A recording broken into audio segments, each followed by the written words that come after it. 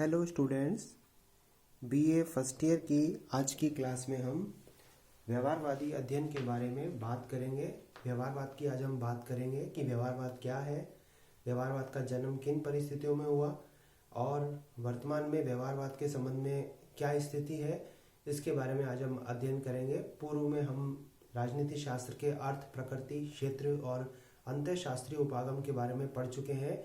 जैसा कि मैंने आपको बताया था कि जब क्षेत्र के निर्धारण की बात हुई थी, राजनीति शास्त्र के क्षेत्र के निर्धारण की बात हुई थी, तो द्वितीय विश्व युद्ध के बाद में दुनिया भर के विद्वानों का एक सम्मेलन बुलाया गया था, जिसमें कि राजनीति शास्त्र के अध्ययन क्षेत्र में कौन कौन से बिंदुओं को शामिल किया जाना चाहिए, इसके बारे में दुनिया भर के विद्वानों ने मिलकर चर्चा की थी और राजनीति शास्त्र के क्षेत्र के निर्धारण के बारे में बातचीत हुई थी। और कुछ निश्चित भी हुआ था कि इस तरह के बिंदु जो हैं वो राजनीति शास्त्र के अध्ययन क्षेत्र में शामिल किए जाएंगे।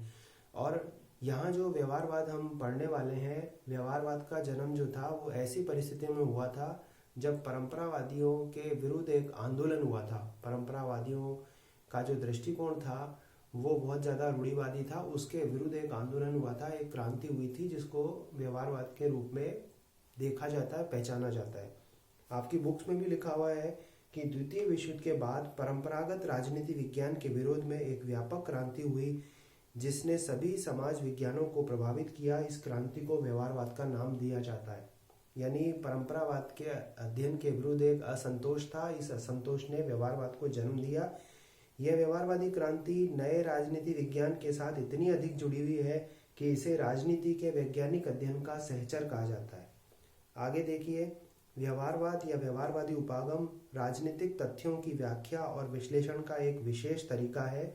राजनीतिक तथ्यों की व्याख्या और विश्लेषण का एक तरीका है जिसे द्वितीय विश्व युद्ध के बाद अमेरिकी राजनीतिक वैज्ञानिकों द्वारा विकसित किया गया। यद्यपि इसके पूर्व भी, महायुद्ध के पूर्व भी, ग्राहम वालेस और ब्रैडले ने अपनी रचनाओं में इस तरह के संकेत दे दिए थे।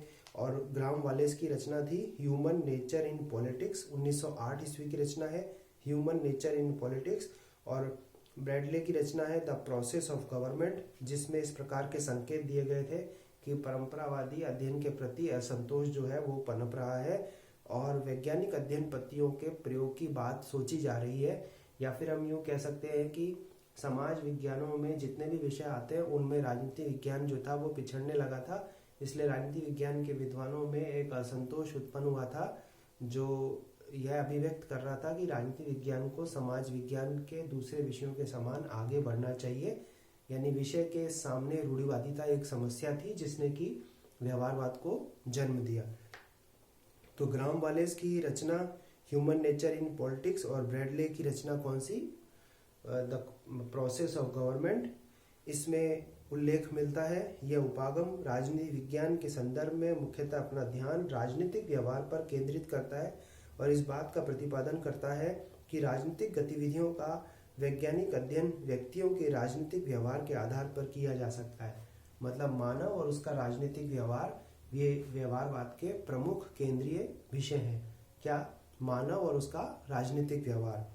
व्यवहारवाद अनुभवात्मक और क्रियात्मक है, मतलब दर्शन के ऊपर आधारित नहीं है, कल्पना के ऊपर आधारित नहीं है, बल्कि यह क्या है, क्रियात्मक है और अनुभव पर आधारित है। और इसमें व्यक्तिनिष्ठ मूल्यों और कल्पनाओं के लिए कोई भी स्थान नहीं है। मतलब एक इंडिविजुअली, एक व्यक्ति की विचारधारा और उसके मूल्यों के लिए इसमें कोई स्थान नहीं है, उसकी कल्पनाओं के लिए कोई स्थान नहीं है। व्यवहारवाद इस दृष्टि से परंपरावादियों के नितांत विरुद्ध है कि यह राजनीति विज्ञान को राज्य की कानूनी और दार्शनिक सीमाओं में बांधने के लिए तैयार नहीं है। व्यवहारवाद के अनुसार राज्य के बाहर भी सामाजिक और राजनीतिक क्षेत्र की जो संस्थाएं और सत्ताएं हैं और इन सबको प्रेरित करने वाला जो मानसिक व्यवहार है उसका अध्ययन अधिक आवश्यक और महत्वपूर्ण है। इसका मतलब साफ है कि व्यवहारवाद जो है वो एक ऐसी पद्धति है जिसमें मानव और उसके राजनीतिक व्यवहार का और हर उस चीज़ का अध्ययन किया जाता है जिसका संबंध मानव के राजनीतिक व्यवहार से हो। दुनिया भर में जितनी भी घटनाएं घटित हो रही हैं, अगर उनका संबंध मानव और उसके राजनीतिक व्यवहार से है तो उन सब का अध्ययन राजनीति शास्त्र के विषय क्षेत्र में होना चाहिए। रूढ़िवादिता को छोड़ने की बात हमें यहाँ पर दिखाई देती है। वैज्ञानिक अध्ययन पद्धतियों के प्रयोग करने की बात हमें यहाँ दिखाई देती है या उसके संकेत मिलते हैं व्यवहारवाद में। और व्यवहारवाद एक प्रकार से राजनीति विज्ञान को विज्ञान बनाना चाहता है, मूल्यों से क्या करना चाहता है, राजनीति विज्ञान को पूरी तरह से अलग करना चाहता है, प्रयोग परीक्षण करना चाहता है, अधिक से अधिक जो निष्कर्ष निकाले जाए राजवैज्ञानिकों के द्वारा वो चाहता है कि विज्ञान की तरह वो क्या होने चाहिए, पुख्ता होने चाहिए। इस तरह की बात व्यवहारवाद में हमको देखने को मिलती है।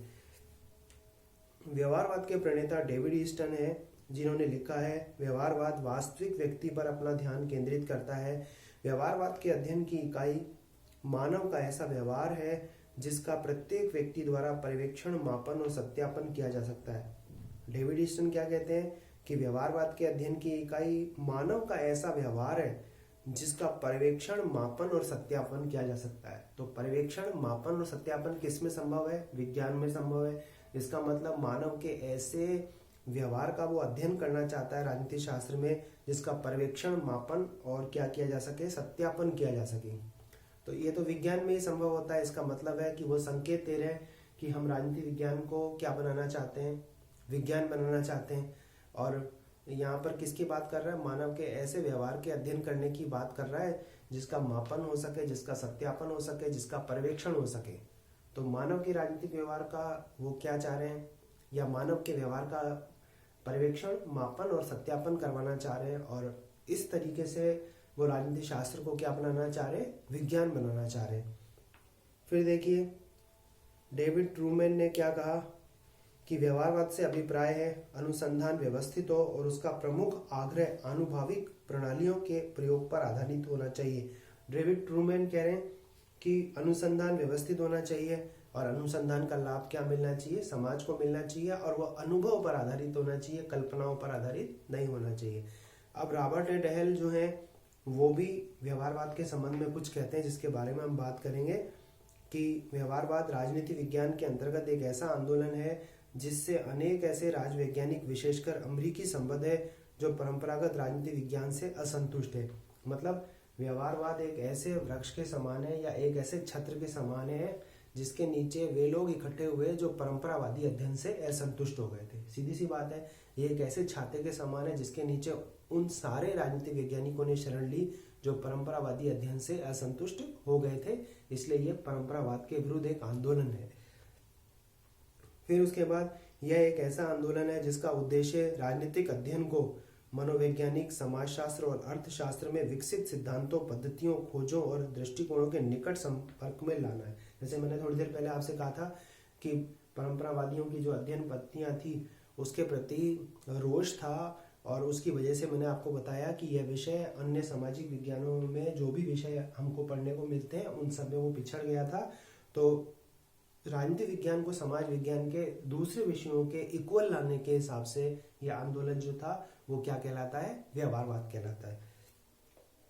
व्यवहारवाद एक ऐसा उपागम है जिसका उद्देश्य राजनीतिक जीवन के अनुभविक पक्ष को ऐसी प्रणालियों, सिद्धांतों और कसौटियों के द्वारा जो आधुनिक अनुभविक विज्ञान के अधिनियमों, अभिसमयों और अभिग्रहों को पूरा करती हो स्पष्ट करना है। यह विषय के अनुभविक तत्वों को वैज्ञानिक बनाने का, जिस अर्थ में उसकी गणना हम अनुभविक विज्ञानों में करते हैं, एक प्रयत्न है। व्यवहारवाद एक ऐसा दृष्टिकोण है जिसका लक्ष्य विश्लेषण की नई इकाइयों, नई पद्धतियों, नई तकनीकों, नए तथ्यों और एक व्यवस्थित सिद्धांत के विकास को प्राप्त करना है। मतलब व्यवहारवाद क्या करना चाहता है?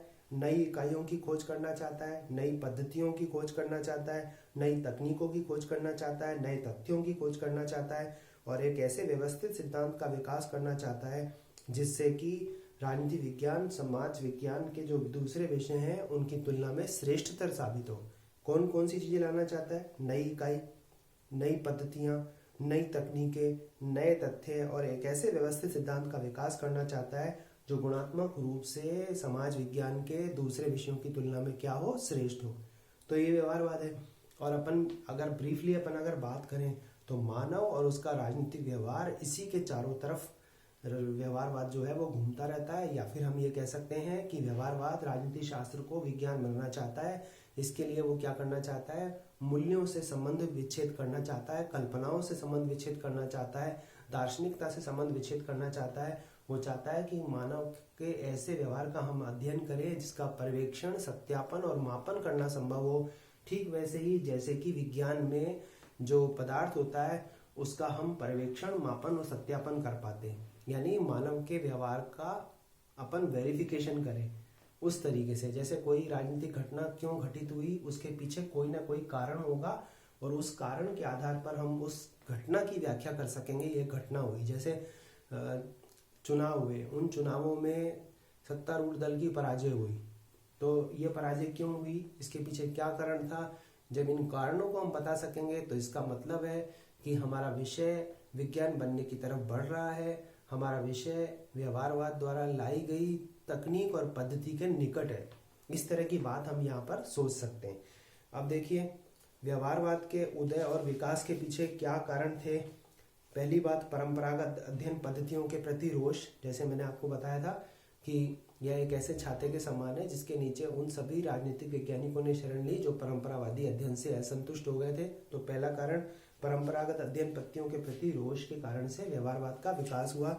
दूसरी बात, दूसरे सामाजिक विज्ञानों से प्रेरणा ली गई।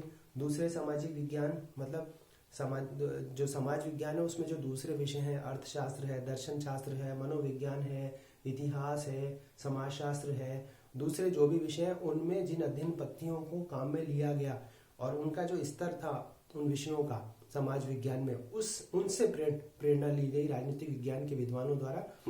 और उन्होंने क्या किया, अपने विषय को अन्य सामाजिक विज्ञानों में या समाज विज्ञान में जो दूसरे विषय हैं उसके बराबर लाने के लिए प्रयास किया, जिसके कारण से व्यवहारवाद का जन्म हुआ। और निश्चित रूप से राजनीति विज्ञान विषय जो है वो दूसरे विषयों की तुलना में श्रेष्ठ है, हम यूं कह सकते हैं। लेकिन राजनीति विज्ञान की निर्भरता जो है वो दूसरे विषयों पर बराबर बनी हुई है। इसलिए इस झगड़े में ना पड़कर हमें ये मानना चाहिए कि हमें मानव जीवन के समस्त पक्षों से संबंधित जो संपूर्ण विषय है उनकी महत्ता को हमें स्वीकार कर लेना चाहिए। द्वितीय विश्व युद्ध का प्रभाव, हमने थोड़ी देर पहले पढ़ा कि द्वितीय विश्व युद्ध से पहले और द्वितीय विश्व युद्ध के बाद, द्वितीय विश्व युद्ध से पहले ग्राहम वालेस और आर्थर बेटले की रचनाओं में इसके संकेत मिल गए थे। और सेकेंड वर्ल्ड वॉर के बाद में अमेरिकी राजनीति शास्त्रियों ने क्या किया, राजनीति विज्ञान को श्रेष्ठतर बनाने के उद्देश्य से व्यवहारवाद को आगे बढ़ाया। तो अपन इसको व्यवहारवाद को अमेरिकी अध्ययन पद्धति भी कह सकते हैं, अमेरिकी अध्ययन पद्धति भी इसको कह सकते हैं। फिर उसके बाद में नवीन अध्ययन पद्धतियों का प्रयोग जो था वो सेकेंड वर्ल्ड वॉर के बाद के दशकों में राजनीति शास्त्र के क्षेत्र में यह विचार बल पकड़ता गया कि राजनीति शास्त्र में नवीन अध्ययन पद्धतियों को स्थान देना होगा, तभी यह विषय दूसरे विषयों की तुलना में आगे आ सकेगा और उसका पुनरुद्धार हो सकेगा। परीक्षण उपकरणों, सर्वेक्षण पद्धतियों, सांख्यिकी विश्लेषणों, गणितीय प्रारूपों, निर्देशन सर्वेक्षणों जैसे प्रविधियों के बढ़ते हुए प्रयोग ने राजनीतिक व्यवहार के अध्ययन को वस्तुनिष्ठ बनाकर व्यवहारवाद का पोषण सहज कर दिया। तो जो गणितीय पद्धतियां हैं, पर्यवेक्षण पद्धतियां हैं, सांख्यिकी विश्लेषण है, गणितीय प्रारूप है, निर्देशन सर्वेक्षण है, उन्होंने क्या किया, इस विषय को आगे बढ़ा दिया या इस व्यवहारवाद को आगे बढ़ाया। अब देखिए, व्यवहारवाद का विकास, व्यवहारवाद का ऐतिहासिक विकास राजनीति विज्ञान के यथार्थवादी और अनुभववादी अध्ययनों के साथ जुड़ा हुआ है। 1908 में ग्राहम वालेस की रचना ह्यूमन नेचर इन पॉलिटिक्स और आर्थर बेटले की द प्रोसेस ऑफ गवर्नमेंट पुस्तकों से हुआ। वॉलेस ने राजनीति के अध्ययनकर्ताओं द्वारा संस्थाओं का विश्लेषण और मानव का विश्लेषण करने से बचने की प्रवृत्ति के प्रति असंतोष व्यक्त किया और 1925 में प्रकाशित चार्ल्स सी मेरियम की रचना न्यू एस्पेक्ट्स ऑफ पॉलिटिक्स को व्यवहारवाद के विकास की दिशा में मील का पत्थर जो है वो कहा जाता है। कौन सी रचना?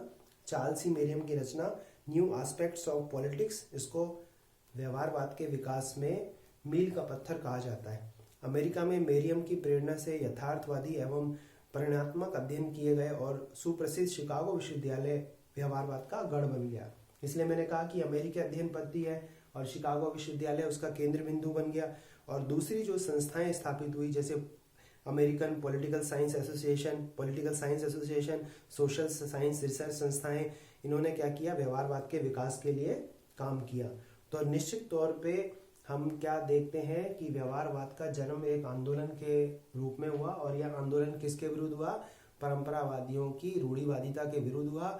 और यह एक असंतोष था जो परंपरावाद के विरुद्ध पनपा था। और उस समय जो स्थितियां पैदा हुई थी जिसमें समाज विज्ञान के अंतर्गत जो राजनीति विज्ञान था वो पिछड़ गया था और उसकी जो पद्धतियाँ थी वो पुरानी थी, और तत्कालिक रूप से जो विषय उस समय थे समाज विज्ञान में वो राजनीति विज्ञान से बेहतर साबित हो रहे थे। इसलिए व्यवहारवाद का जन्म एक आंदोलन के रूप में हुआ, एक क्रांति के रूप में हमें देखने को मिलता है। और व्यवहारवाद का केंद्रीय विषय मानव और उसका राजनीतिक व्यवहार है। यह व्यवहारवाद में एक ऐसे मानवीय व्यवहार का अध्ययन करने की बात की गई है जिसका पर्यवेक्षण, सत्यापन और मापन किया जाना संभव हो। व्यवहारवाद में मूल्यों के लिए कोई भी स्थान नहीं है, और व्यवहारवाद राजनीति शास्त्र को अधिक से अधिक वैज्ञानिक बनाने का प्रयत्न करता है। ये है आपका व्यवहारवाद। चार्ल्स ई मेरियम की रचना न्यू एस्पेक्ट्स ऑफ पॉलिटिक्स मील का पत्थर है, और डेविड ईस्टन को व्यवहारवाद के जनक के रूप में जाना जाता है। इसके अलावा इसे अमेरिकन अध्ययन पद्धति भी कहते हैं, और इसके अलावा शिकागो विश्वविद्यालय जो है वो इसका केंद्र बिंदु माना जाता है। और व्यवहारवाद के विकास में American political science association, political science association, social science research, इन संस्थाओं का महत्वपूर्ण योगदान है।